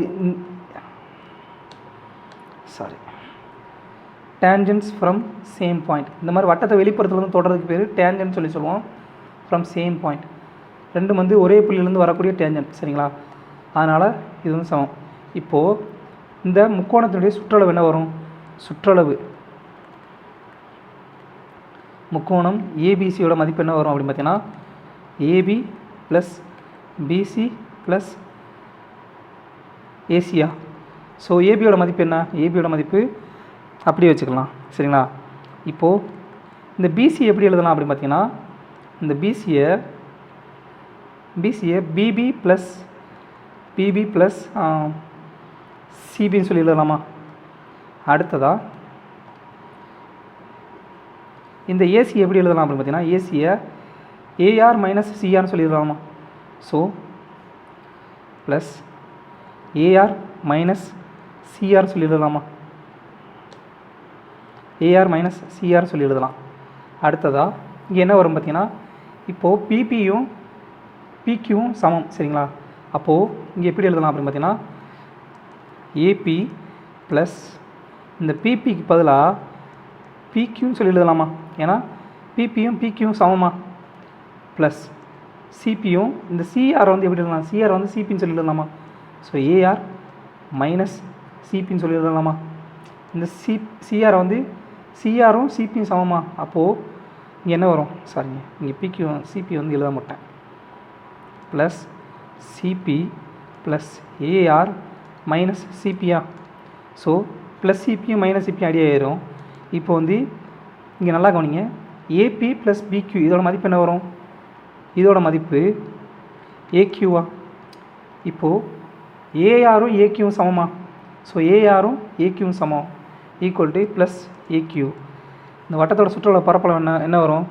வட்டம்ன்றேன் இந்த முக்கோணத்தினுடைய சுற்றளவு ஃபார்முலா என்ன வரும்? AB plus BC plus AC equal to என்ன வரும்? 2AQன்னு சொல்லி வருமா? நமக்கு என்ன தேவை? ஏக்யூவோட மதிப்பு தானே தேவை. ஸோ ஏக்யூவோட மதிப்பு half ஆஃப் இந்த 2 பெருக்கல் 2 அந்த பக்கம் முதல்ல வகுத்தில் மாறும். half of AB plus BC plus சிஏன்றதான் answer. AB plus BC plus CA. So இதாங்க கான்செப்ட் என்னென்னா இந்த வட்டத்தை தொடக்கூடிய இந்த நான்கள் இந்த டேன்ஜென்ட் வந்து சேம் பாயிண்ட்லேருந்து வரக்கூடிய டேன்ஜெண்டாக இருந்துச்சு அப்படின்னா அதோட லென்த் வந்து சேம். அவ்வளோதாங்க. இந்த கான்செப்ட் தான் வந்து பயன்படுத்தியிருக்காங்க. அடுத்த கொஸ்டின் என்ன பார்த்தீங்கன்னா 50க்கு அப்புறம் 52வது கொஸ்டின். டைம் வந்து ரொம்பவே ஆகும்னு நினைக்கிறேன். The difference between the square of two consecutive positive odd integers is 56. ரெண்டு அடுத்தடுத்த ஒற்றைப்படை எண்களுடைய வர்க்கங்களுடைய வித்தியாசம் வந்து 56 அப்படின்னா அந்த 2 எண்கள் என்ன சொல்லி கேட்குறாங்க. சப்போஸ் இந்த கணக்கில் வந்து ஆன்சரே தெரியல அப்படின்னா இருக்கிற எல்லா நம்பரையும் வந்து ஸ்கொயர் படுத்தி அதுக்குள்ளே வித்தியாசத்தை கண்டுபிடிச்சிருங்க. அவ்வளோதாங்க, முடிஞ்சு. இப்படி பார்க்கலாம். சரிங்களா? சப்போஸ் கான்செப்டே தெரியல, இங்கே பாருங்கள், அவர் வந்து சிம்பிளான கொஸ்டின் தப்பு பண்ணியிருக்காரு. ஸோ 11 ஸ்கொயர் மைனஸ் 13 ஸ்கொயர் இந்த மாதிரி இதுக்கிடையே உள்ள வித்தியாசங்களை பார்த்தீங்க அப்படின்னா இதுவே வந்து உங்களுக்கு வந்து கணக்கு தெரிஞ்சிடும். அப்படி இல்லைனா அந்த எண் முதல் எண் வந்து ஒரு ஒற்றைப்படை எண். ஸோ அதை வந்து எக்ஸ்ன்னு எடுத்துக்கலாம். சரிங்களா? இன்னொரு எண் என்ன வரும்? எக்ஸ் ப்ளஸ் 2 இது ஒற்றைப்படை எண்ணா அதோட வந்து ஒரு 2 கூட்டினீங்கன்னா அடுத்த ஒரு ஒற்றைப்படை எண் வரும். ஸோ இது ரெண்டுக்குள்ளே வித்தியாசம் தானே கேட்குறாங்க. இது ரெண்டுக்குள்ளே வித்தியாசம் தான் கேட்குறாங்க.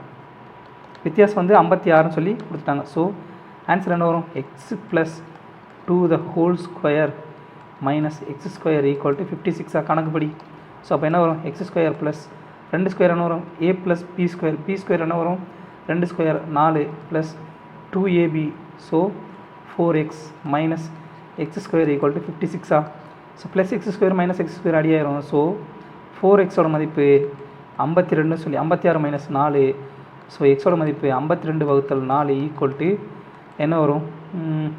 13 சொல்லி கிடைக்கும். எக்ஸோட மதிப்பு 13 அப்படின்னா எக்ஸ் ப்ளஸ் 2ஓட மதிப்பு 15. ஸோ ஆன்சர் 13 15ன்றதான் ஆன்சர். இதுதான் கான்செப்ட்டு. அப்படி தெரியல அப்படின்னா இந்த ஆப்ஷன் எல்லாத்தையும் வந்து ஸ்கொயர் பண்ணி வித்தியாசம் கண்டுபிடிச்சிங்கன்னா உங்களுக்கு வந்து ஆன்சர் கிடச்சிரும். அடுத்து 55வது கொஸ்டின். தீட்டாவோட மதிப்பு கேட்குறாங்க. சரிங்களா? இது எப்படி எழுதலாம்? √3 tan 2 theta equal to plus -3 வந்து இந்த பக்கம் வரும்போது +3 ஆயிருமா. அடுத்ததாக tan 2 theta இது பெருக்கல்ல இருக்குது சரிங்களா. இது வந்து பெருக்கல்ல இருக்குது ஈக்குவல் டு இந்த 3 வந்து எப்படி எழுதலாம் √3 × √3 சொல்லி எழுதலாமா. வகுத்தல் இங்கே இருக்க பெருக்கலுக்கு √3 அந்த பக்கம் முதல்ல வகுத்தல் √3 மாறும் ஈக்குவல் டு அடி பிடிச்சிங்கன்னா √3 சொல்லி மாறும். tan 2 theta ஈக்குவல் டு டேனுடைய எந்த மதிப்பு √3 அப்படின்னு பார்த்தீங்கன்னா tan 60 மதிப்பு தான் வந்து √3 சரிங்களா.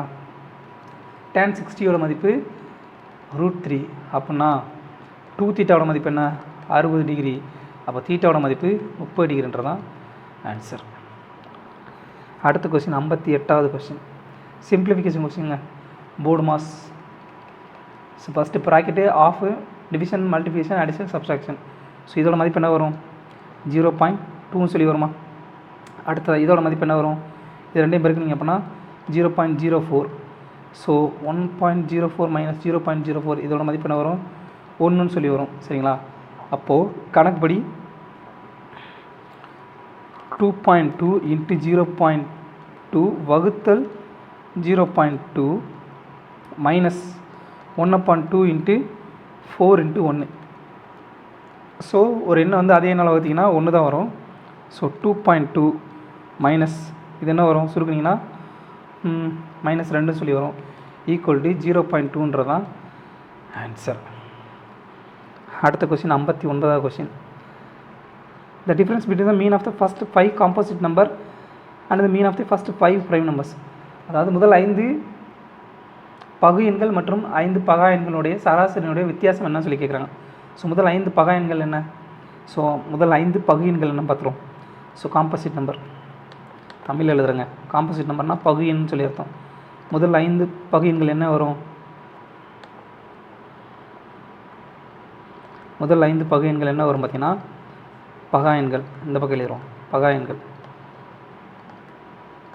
பகா எண்கள் என்ன வரும் அப்படின்னா 2 3 5 7 11 சரிங்களா. இது எல்லாத்தையும் கூட்டினீங்க அப்படின்னா என்ன வரும் 10 10 21 10 21 28 சொல்லி வரும். ஸோ ஆவரேஜ் வந்து என்ன வரும் பார்த்தீங்கன்னா ஆவரேஜ் வந்து 28/5 சொல்லி கிடைக்கும் சரிங்களா. அதே நேரத்தில் காம்போசிட் நம்பர் என்ன வரும் 4 6 8 9 10 சரிங்களா. இது எல்லாத்தையும் கூட்டினீங்க அப்படின்னா என்ன வரும் 10 10 20 17 37 சொல்லி வரும். ஸோ ஆவரேஜ் என்ன வரும் பார்த்தீங்கன்னா 37/5. ஸோ இது ரெண்டுக்குள்ள வித்தியாசம் தான் கேட்குறாங்க. ஸோ 37/5 மைனஸ் 28/5 ஈக்குவல் டு என்ன வரும் பார்த்தீங்கன்னா 9/5 ஈக்குவல் டு 1.8ன்றதான் ஆன்சர். ஸோ ஈஸியான கணக்கு. பட் வந்து காம்போசிட் நம்பர் ப்ரைம் நம்பர்ஸ்னால் என்னன்னு தெரியாமல் வந்து ஆன்சரே பண்ணாமல் போயிருக்காங்க. அடுத்த கொஸ்டின் 61வது question. By reducing the selling price of an article by 50 rupees a gain of 5% turns into the loss of 5%. அதாவது ஒரு பொருளுடைய விற்பனை விலை வந்து 50 ரூபா குறைக்கும் பொழுது லாபம் 5%, நட்டம் 5% வந்து விற்பனை விலை மாறுது அப்படின்னா அதில் ஒரிஜினல் செல்லிங் ப்ரைஸ் என்ன சொல்லி கேட்குறாங்க. நல்லா கவனிங்க. இப்போ வந்து ஃபஸ்ட் என்னவாக இருக்குது கெயின் வந்து 5% இருக்குது. இப்போ லாஸ் வந்து 5% ஆயிடுச்சு. ஸோ ஃபஸ்ட் செல்லிங் ப்ரைஸ் சரிங்களா SP1 ஃபஸ்ட் செல்லிங் ப்ரைஸ் என்னவாக இருக்கும் 105% இருக்குமா சரிங்களா. லாபம் 5%. இப்போது 50 ரூபா குறைக்கிறாங்க. 50 ரூபா குறைக்கும் போதில் வந்து அதனுடைய சிபி என்ன வரும் 100% வந்து SP. இப்போ வந்து 50 ரூபா குறைக்கும் போது வந்து அதனுடைய விற்பனை விலை வந்து என்னவாக மாறுது அப்படின்னு பார்த்தீங்கன்னா 5% கம்மியாகுது. ஸோ 95% வந்து SP வந்து மாறிடுச்சு. ஸோ இது ரெண்டுக்கு வந்து உள்ள வித்தியாசம் என்ன அப்படின்னு பார்த்தீங்கன்னா 50 ரூபா. ஸோ ரெண்டுக்குள்ள மதிப்பு என்ன 10% மதிப்பு 50 ரூபாய் அப்படின்னா 1% மதிப்பு என்ன வரும் 5 ரூபாய். நமக்கு என்ன தேவை ஒரிஜினல் செல்லிங் ப்ரைஸ் தான் தேவை. ஒரிஜினல் செல்லிங் ப்ரைஸ் என்ன SP1 selling price 1 equal to ரெண்டு பக்கம் வந்து 105 பெருக்குனீங்க அப்படின்னா என்ன வரும் 105% ஈக்குவல் டு 105 × 5 ஈக்குவல் டு 525 ரூபான்றதான் ஒரிஜினல் செல்லிங் ப்ரைஸ் சரிங்களா. ஒரிஜினல் செல்லிங் ப்ரைஸ் கேட்குறாங்க, காஸ்ட் ப்ரைஸ் கேட்கல. கொஷினை நல்லா வாசிக்கணும். அடுத்த கொஸ்டின் 72வது கொஸ்டின்.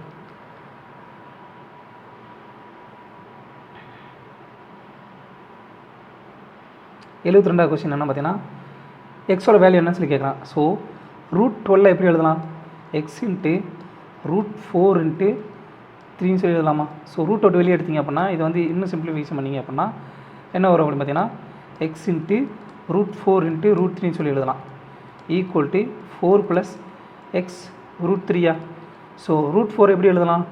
2ன்னு சொல்லி எழுதலாமா? So 2x into √3 equal to 4 plus x √3. So 2x √3லேருந்து ஸோ 2x √3லேருந்து ஒரு எக்ஸ் √3 வந்து கழிச்சிங்க அப்படின்னா 2x √3லேருந்து ஒரு எக்ஸ் √3 கழிச்சிங்க அப்படின்னா என்ன வரும்? எக்ஸ் √3ன்னு சொல்லி வரும். So equal to 4. அப்போ எக்ஸோட மதிப்பு என்ன வரும்?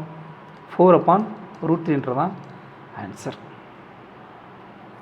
சிம்பிளிஃபிகேஷன் கணக்கு தாங்க, வேறு ஒன்றும் பெருசாலாம் கிடையாது. அடுத்து 76வது கணக்கு. நல்ல கணக்கு. இந்த ஃபார்முலாலாம் வந்து எழுதி வச்சுக்கோங்க. அதாவது ஒரு வட்டத்திலேருந்து ஒரு செக்டார் ஒரு பகுதி வந்து பிரித்து எடுக்கும்பொழுது அந்த வட்டத்தினுடைய ஆரம் வந்து 21 சென்டிமீட்டர் பிரித்து எடுக்கப்படுது. இப்போ வந்து அந்த பிரித்து எடுக்கக்கூடிய அந்த கோணம் வந்து 40 டிகிரி அப்படின்னா அந்த பிரித்து எடுக்கக்கூடிய அந்த செக்டாரினுடைய பரப்பளவு எவ்வளோன்னு சொல்லி கேட்குறாங்க. இது வந்து வட்டத்துடைய மையம், சரிங்களா? இதில் வந்து ஒரு செக்டார் வந்து பிரித்து எடுக்கிறாங்க. இதுதான் அந்த செக்டார்னு வச்சுக்கோங்க. இதோடைய ஆங்கிள் வந்து எவ்வளோவா? 40 டிகிரி ஆமாம், சரிங்களா? இதோடைய ஆரம் வந்து 21 சென்டிமீட்டர். அப்படின்னா இந்த செக்டார் இருக்கு இல்லையா, இந்த வட்டத்தினுடைய செக்டார்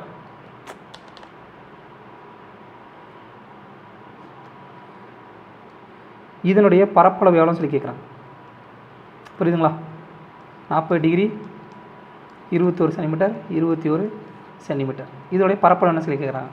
இதுக்கு வந்து ஃபார்முலா இருக்குப்பா, டேரெக்டாக ஃபார்முலா படி போட்டுடலாம், சரிங்களா? பயப்படவே வேணாம்.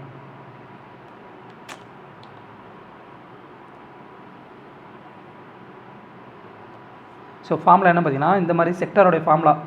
பரப்பளவுக்கு என்ன ஃபார்முலா பார்த்தீங்கன்னா பரப்பளவுக்கு ஃபார்முலா இருக்குது, சுற்றளவுக்கு ஃபார்முலா இருக்குது. ஸோ செக்டாரினுடைய வட்டத்தினுடைய பகுதி, வட்டப்பகுதியின்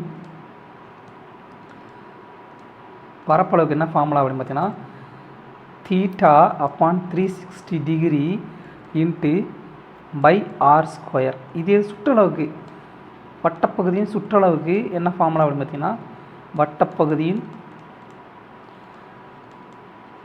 சுற்றளவுக்கு என்ன ஃபார்முலா பார்த்தீங்கன்னா θ/360 டிகிரி இன்ட்டு 2πr, சரிங்களா? இந்த ரெண்டு ஃபார்முலா வந்து நல்லா தெரிஞ்சுக்கோங்க.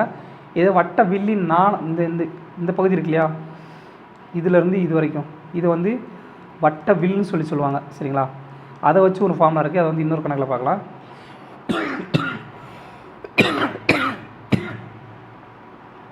இப்போ வந்து சாரிங்க,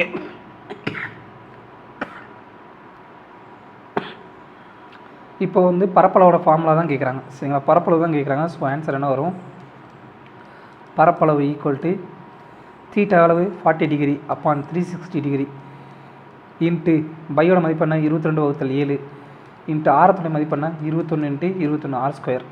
ஸோ அடி எடுத்திங்க அப்படின்னா 9 அடி எடுத்திங்கன்னா 7 3 21 7 3 21 7க்கு 7 அடி ஆயிரும். ஸோ 22 × 7 154 சென்டிமீட்டர் ஸ்கொயர் தான் அந்த வட்ட பகுதியினுடைய பரப்பளவு. அடுத்து ஒரு அமௌண்ட் வந்து 12,000 ரூபாய் வந்து காம்பவுண்ட் இன்ட்ரெஸ்ட்டில் 5 வருஷத்துக்கு வந்து 5 வருஷத்தில் வந்து டபுள் ஆகுது, சரிங்களா? ஒரு அமௌண்ட் 12,000 ரூபாய் வந்து வட்டி கொடுக்கும்போதில் 5 வருஷத்தில் வந்து அந்த பணம் வந்து டபுள் ஆகுது அப்படின்னா 15 வருஷத்தில் வந்து அந்த பணம் என்னவாகும்னு சொல்லி கேட்குறாங்க. ஸோ 12,000 ரூபாய் அது வந்து 5 வருஷத்துல வந்து டபுள் ஆகுது, சரிங்களா? 5 இயர்ஸ். அடுத்து இன்னொரு 5 வருஷத்தில் என்ன ஆகும்? அதே மாதிரி டபுள் ஆகுமா? 48,000. அடுத்து மூணாவது 5 வருஷத்தில் 15 வருஷமாக இருக்கும். ஸோ இதோட மதிப்பு என்ன இருக்கும்? 96,000 ரூபாய் சொல்லி மாறும். ஆன்சர் 96,000. இப்படியும் கண்டுபிடிக்கலாம். அப்படி இல்லை அப்படின்னா ஃபார்முலா படி போட்டிங்க அப்படின்னா ஃபஸ்ட்டு வந்து பிரின்சிபலு, அடுத்த அமௌண்ட்டு. இங்கே வந்து 1ன்னு சொல்லி இருந்த பிரின்சிபல் 2ன்னு சொல்லி மாறிடுச்சு. இதுக்கு எடுக்கிற டைம் வந்து என்ன? 5 இயர்ஸ் அப்படின்னா 15 இயர்ஸில், சரிங்களா? 15 இயர்ஸ்னால் இன்ட்டு 3. ஸோ அப்படின்னா என்ன பண்ணணும்? இந்த அமௌண்ட்டோட மதிப்பை க்யூப் பண்ணணும், அவ்வளோதாங்க, வேறு ஒன்றுமே கிடையாது. இங்கே இன்ட்டு 3ன்னு சொல்லி இருந்துச்சுன்னா இந்த அடிமானத்தோட க்யூப் பண்ணணும். ஸோ அப்படின்னா என்ன வரும்? பிரின்சிபல் இங்கே 1 சொல்லியிருக்கோம். ஸோ இது வந்து 8ன்னு சொல்லி மாறுமா? அப்போ பிரின்சிபல் 1ன்னு சொல்லியிருந்தது 8ன்னு சொல்லி மாறுது. 1ஓட மதிப்பு என்ன? 12,000 ரூபாய், சரிங்களா? அப்போ 8ஓட மதிப்பு 8 × 12,000 = 96,000 ரூபாய்ன்றதான் ஆன்சர். இப்படியும் போடலாம். இது வந்து 2 கான்செப்ட்டுங்க, 2 கான்செப்ட் இப்படி போட்டிருக்கோம் சரிங்களா. இது வந்து நம்ம வந்து சும்மா போடுறது, இது வந்து மெத்தட். அடுத்த கொஸ்டின் வந்து என்ன பார்த்தீங்கன்னா 78வது கொஸ்டின். ஒரு சமபக்க முக்கோணத்தினுடைய ஒரு பகுதி வந்து ஒரு பக்கம் வந்து அதனுடைய முதல் பக்கத்தை when the side of an equilateral triangle is made 3 times of the original side, அதில் ஒரிஜினல் பக்கத்தை போல் 3 மடங்காக மாறுது அப்படின்னா அந்த புதிய ஈக்குவலேட்டரல் ட்ரையாங்கிள் சமபக்க முக்கோணம் வந்து என்னவாக இருக்கும்னு சொல்லி கேட்குறாங்க. ஸோ சமபக்க முக்கோணத்தினுடைய பரப்பளவுக்கு என்ன ஃபார்முலா அப்படின்னு பார்த்தீங்கன்னா, பரப்பளவுக்கு ஒரு ஃபார்முலா இருக்குது, அந்த ஃபார்முலா சொல்கிறேன், அதை மட்டும் எழுதி வச்சுக்கோங்க. √3/4 a². சரிங்களா. ஏன்றது என்ன? பக்கம். அதே நேரத்தில் இந்த சமபக்க முக்கோணத்துடைய ஒரு நிமிஷம், சமபக்க முக்கோணத்துடைய ஹெயிட்டு கண்டுபிடிக்கிறதுக்கு ஒரு ஃபார்முலா இருக்குது, அந்த ஃபார்முலாவும் தெரிஞ்சு வச்சுக்கோங்க, அது வந்து யூஸ் ஆகும். ஸோ ஒரே நிமிஷங்க, அதை மட்டும் போட்டு வச்சுருந்தானே. h = √3/2a அதுதானே.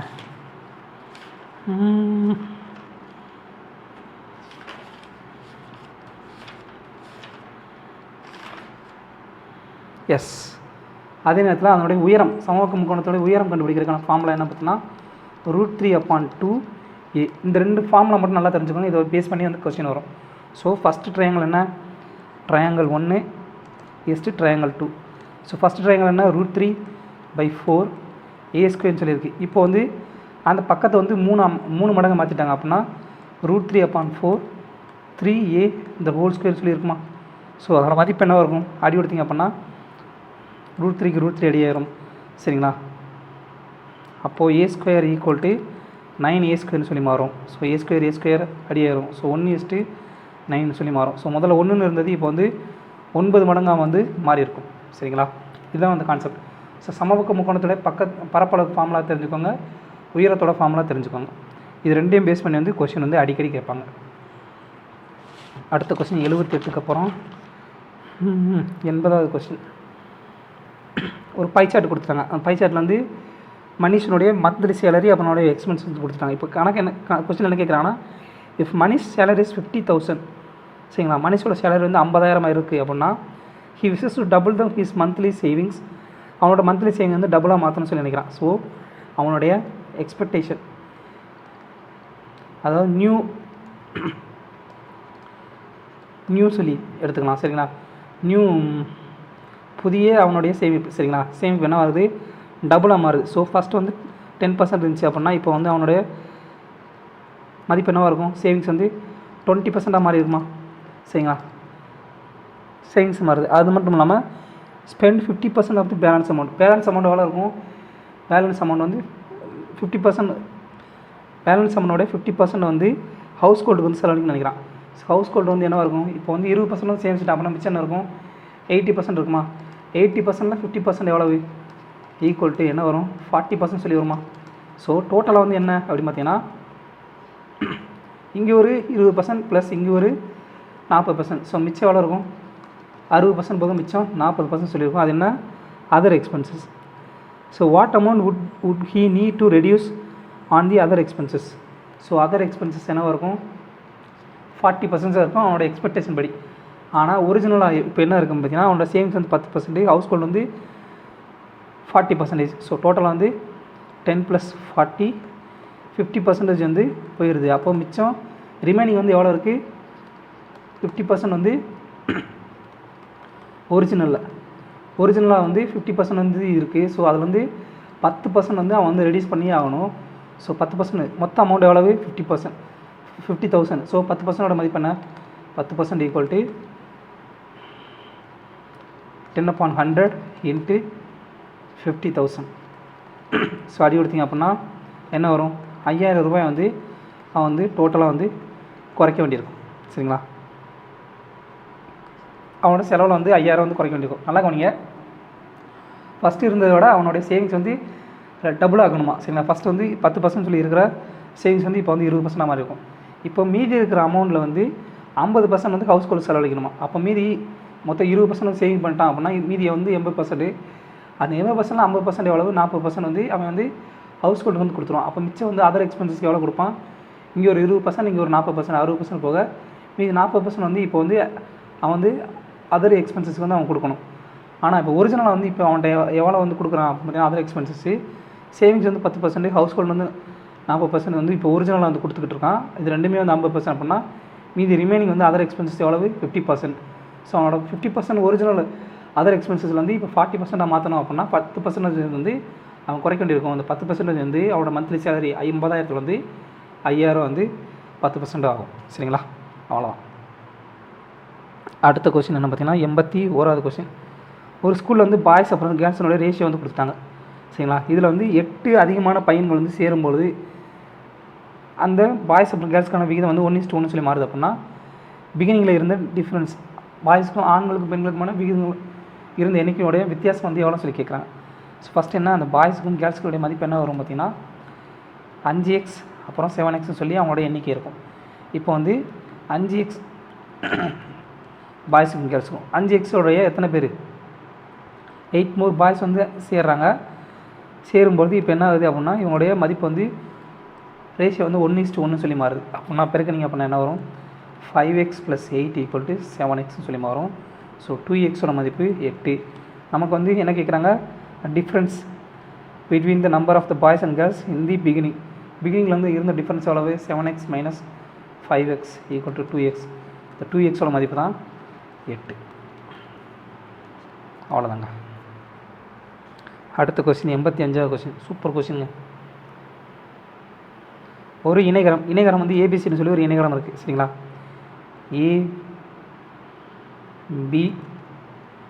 ABCDன்னு சொல்லி ஒரு இணைகரம் இருக்குது. இதில் வந்து ஏஎல் அப்புறம் சிஎம்எல்லாம் வந்து ஏஎல் அப்புறம் சிஎம்ன்றது சிடி அப்புறம் ஏடியோடைய பக்கங்களுடைய செங்குத்தில் அமைஞ்சிருக்கான். சரிங்களா, அப்போது ஏஎல்னு சொல்லி வச்சுக்கலாம். அடுத்து சிஎம் இந்த பக்கம் வந்து செங்குரம் சிஎம். சரிங்களா, இது ரெண்டும் ஒன்று கொண்டு செங்குத்து அமைஞ்சிருக்கு. இப்போ ஏஎலோட மதிப்பு என்ன 20 சென்டிமீட்டர், சிடியோட மதிப்பு என்ன சிடியோட மதிப்பு இதோட டோட்டல் லென்த் எவ்வளவு 18 சென்டிமீட்டர். அப்படின்னா சிஎம்மோட மதிப்பு 15 சென்டிமீட்டர் கொடுத்துட்டாங்க. அப்படின்னா இதனுடைய இந்த இணைகரத்தினுடைய சுற்றளவு வந்து என்ன சொல்லிக்கிறாங்க, பண்புகள் என்ன அப்படின்னு பார்த்தீங்கன்னா இணைகரத்தினுடைய பரப்பளவு ஃபார்முலா என்ன பார்த்தீங்கன்னா அடிப்பக்கம். சரிங்களா, பேஸ் இன்ட்டு ஹைட். சரிங்களா, இது வந்து பேஸ் ஹைட். அது மட்டும் இல்லாமல் எதிரெதிர் பக்கங்கள் வந்து சமம், எதிரெதிர் பக்கங்கள் சமம். அப்படின்னா எதிரெதிர் கோணங்கள் சமமாக இருக்குமா, எதிரெதிர் கோணங்கள் சமம். சரிங்களா, இது 2. அடுத்ததான் என்ன வரும் அப்படின்னு பார்த்தீங்கன்னா இப்போ வந்து நம்ம என்ன பண்ண போகிறோம் அப்படின்னா ஏதாவது ஒரு பக்கத்தை அடிப்பக்கமாக வச்சுக்கிட்டு, அதாவது சிடி வந்து அடிப்பக்கமாக வச்சுக்கிட்டோம் அப்படின்னா அதோட குத்துயிரம் என்னவாக இருக்கும் அடிப்பக்கம் இன்ட்டு பரப்பளவுக்கு என்ன ஃபார்மில் வரும் சிடி வந்து அடிப்பக்கமாக வச்சுக்கிட்டோம் அப்படின்னா குத்துயிரம் என்ன வரும் ஏஎல் வருமா. இதுவும் இதே நேரத்தில் ஏடியை வந்து அடிப்பக்கமாக வச்சுக்கிட்டோம் அப்படின்னா குத்துயிரம் என்ன வரும் சிஎம். இதோட மதிப்பு சமமாக இருக்குமா, ஏன்னா பரப்பளவு தானே, அந்த இணையத்தினுடைய பரப்பளவு தானே. ஸோ சிடியோட மதிப்பு என்ன 18, ஏஎலோட மதிப்பு என்ன 20 ஈக்குவல் ஏடியோட மதிப்பு என்ன தெரியாது, சிஎம்மோட மதிப்பு என்ன 15. ஸோ இதை சுருக்குனிங்க அப்படின்னா என்ன வரும் 3 4 அடுத்த அடி கொடுத்திங்கன்னா 6. ஸோ ஏடியோட மதிப்பு 24 சென்டிமீட்டர் சொல்லி வரும்.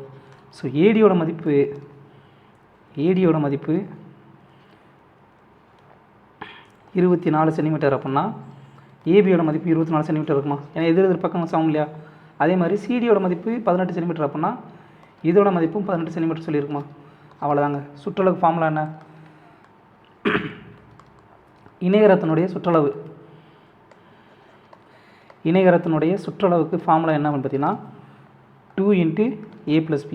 எதிரெதிர் பக்கமுடைய 2 மடங்கு கூடுதலுடைய 2 மடங்கு. ஸோ 2 × 18 + 24 என்ன வரும் பார்த்தீங்கன்னா 7.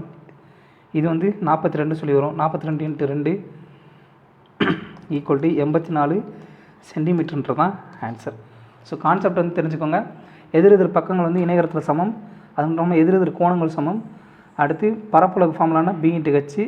சுற்றளவு ஃபார்முலா என்ன, சுற்றுலா ஃபார்முலா 2 × A + B. இதுதான் வந்து கான்செப்ட். இந்த கான்செப்ட் தெரிஞ்சிச்சுன்னா அந்த கணக்கு வந்து போட்டுடலாம். அடுத்த கணக்கு என்ன பார்த்தீங்கன்னா 100வது கணக்கு.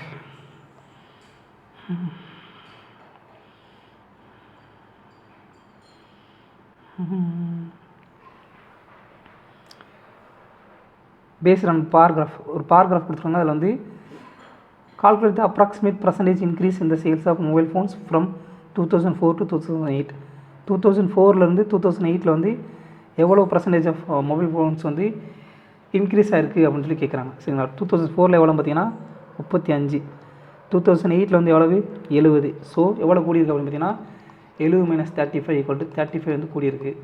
ஸோ எதுலேருந்து கூடியிருக்கு பார்த்தீங்கன்னா 35லேருந்து தான் கூடியிருக்கு. ஸோ × 100 = 100% வந்து அதனுடைய உற்பத்தி வந்து கூடியிருக்கு. ஸோ இவ்வளோதாங்க. தேங்க்யூ.